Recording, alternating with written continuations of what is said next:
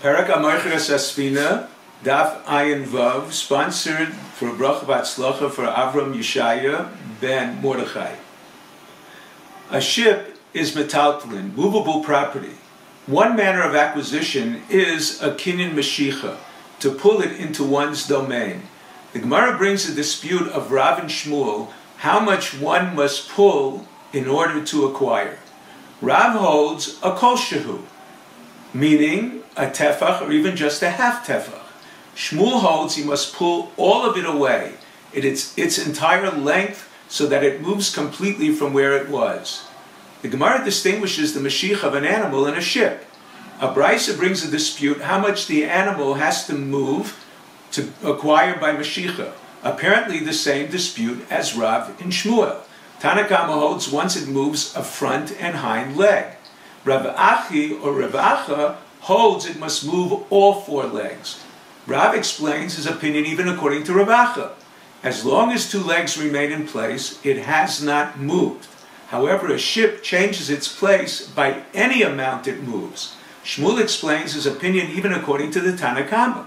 Once an animal begins moving its legs, it will inevitably continue moving the others.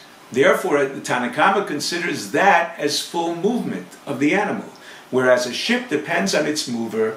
A slight movement does not guarantee continued movement.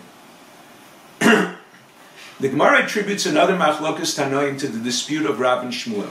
Tanakama holds one acquires a ship by way of a mashicha and a note of indebtedness by way of masira. One cannot acquire the content, the monetary obligation of a document by way of a mashicha because it has no intrinsic value. The seller must hand it to him. Rav Nassan holds a ship by way of mashicha and a note of indebtedness by way of masira, and an additional document stating the buyer is acquiring the note and its lien.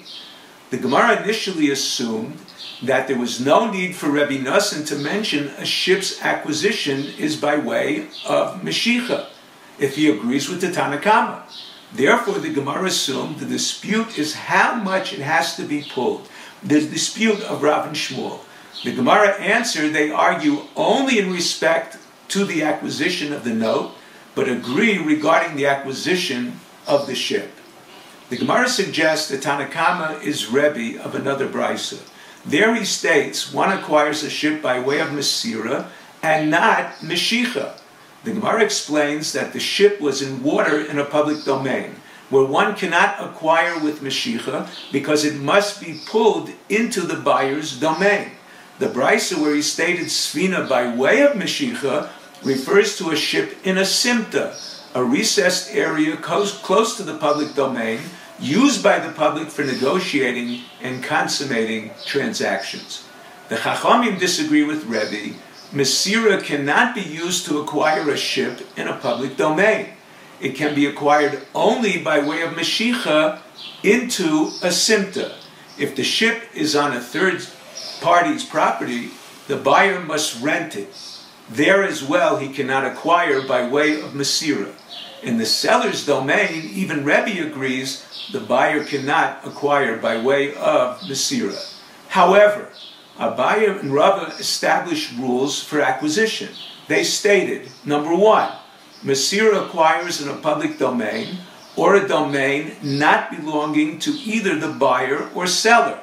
Number two, mashicha, not masira, acquires in a simta or a jointly owned property. Number three, hagbah, lifting, acquires anywhere. According to these rules, Abaye and Rava adopted the minority view of Rebbe that masira is effective in a public domain.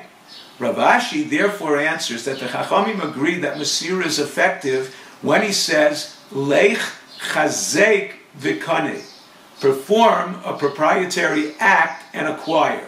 Since he did not specify what form of acquisition, the Chachamim hold masira even in a public domain. However, the dispute is in a case where he said, Lech mishoch uknei. Lech, go, pull, and acquire. The Chachamim hold by specifying the type of kinyan, he insisted the buyer acquire that way. Rebbe holds he is showing him one way, but not insisting on it. If you're enjoying DAF in 5, please click on the link below, subscribe, and become a sponsor. Thank you.